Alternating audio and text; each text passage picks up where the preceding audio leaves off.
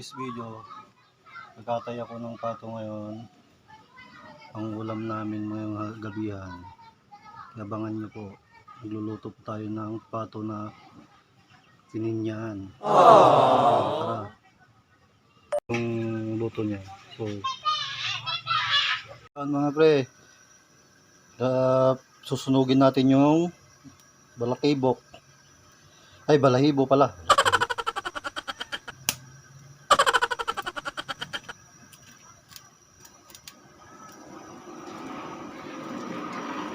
Pangulam daw ng bata sa si Maricon, gustong magulam ng pato. Kaya maganda talaga na may alaga tayo. Pag wala tayong pangbili, emergency, may pagkatayin tayo, may pangulam. Di ba? Right?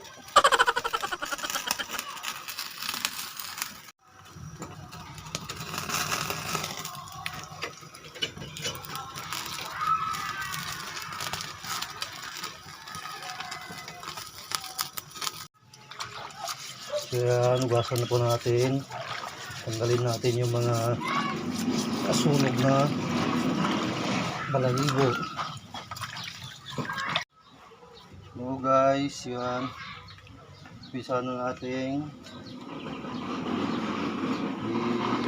i-chop.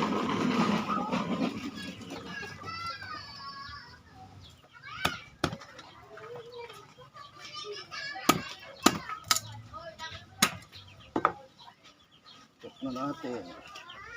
Daming itlog oh. Sayang. Sayang guys, dami ng itlog.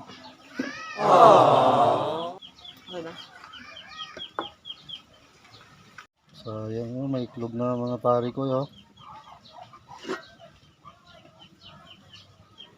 May itlog na. Oh.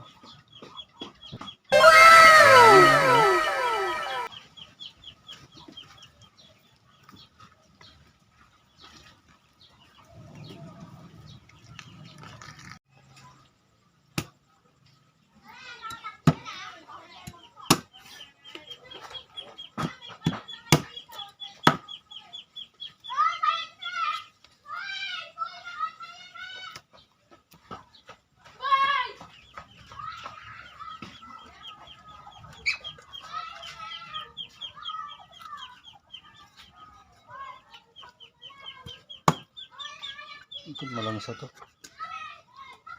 Kailangan tanggal.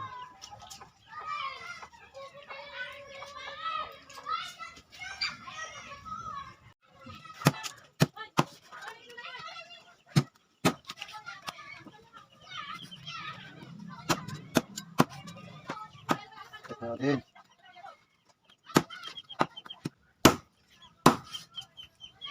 Sarap nito mga pre. Pulutan.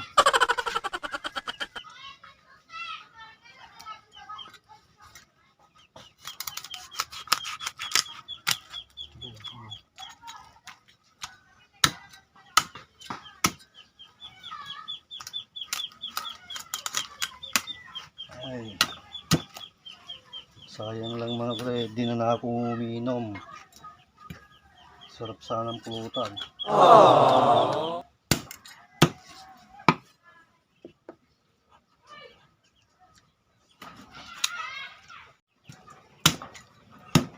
Mataba rin siya mga pre, mga alaga ko. Hindi ko na ganong napapakain to, nasikaso. Kasi may pasok sa trabaho, pero mataba pa rin. Ito yung biyaya ng may kapal. Pag may tiyaga ka talagang mag-alaga, may ulam ka. Sabi nga, may pulutan pa. Pero hindi naman ako na inom. Good boy ako. So, ayan mga pre. Hugasan na natin. Hugasan po natin.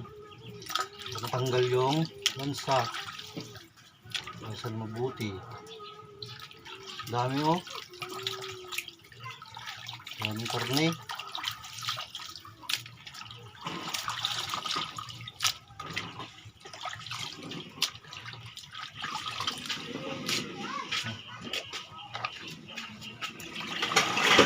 So ayan na mga pre, papakuluan lang natin ng bayabas para matanggal yung lansa. Kulo natin ng 10 minutes. So abangan nyo. Yan na siya guys. Nakuluan ko ng dahon ng bayabas para matanggal konti yung lansa niya. Ayan na mga pre, napakuluan ko na. Tanggalin na natin yung dahon ng bayabas. So ayan mga pare ko, na-ready ko na rin yung mga ingredients na panggisa. Tulad ng bawang, sibuyas. Kung makikita nyo dyan mga pare ko, walang luya. Kasi ayaw ng luya ng asawa ko. Kaya hindi na ako naglagay. Ayan, patatas. Magic, soy, saka Del Monte na pineapple chunk. Ready na po. Ayan mga pre, igigisa na natin. Gisa natin yung bawang. Huwag na natin yung sibuyas. Dito hindi na ako naglagay ng luya pre. Inuulit ko kasi ayaw nung asawa ko.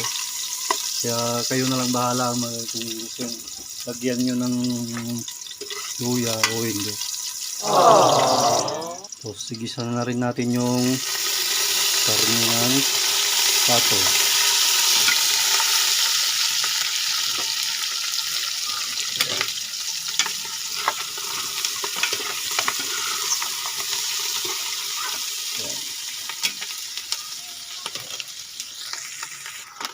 So ayan mga pare, lalagay na natin yung toyo kasi nasangkot siya na natin. Maglalagay na tayo ng toyo. Lagyan na natin yung pineapple na chunk. Lagyan na natin yung paminta.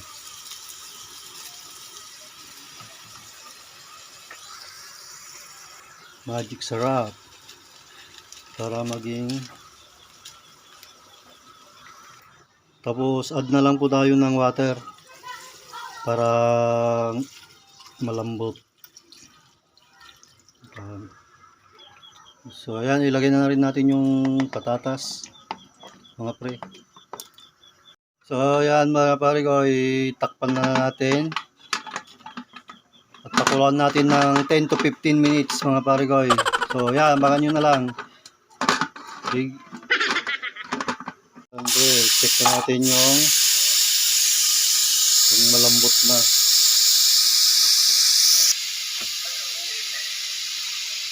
So ayan na nga mga pare ko, malambot na yung karne ng pato.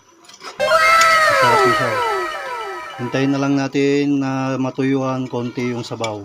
At ready na sa pagkain. So ayan mga pare, luto na yung pato na pininyaan. Kaya i-ready na natin at kakain na yung mga bata. Yan na mga pre, luto na yung pato na pininyan. I-ready ko na at kakain na yung mga anak ko at yung mga bata. Kasi anong oras naman na. So yan mga pre, para pwedeng pang pulutan, no? Sarap, pato na pininyan. So thank you for watching mga pre. Goodbye, thank you.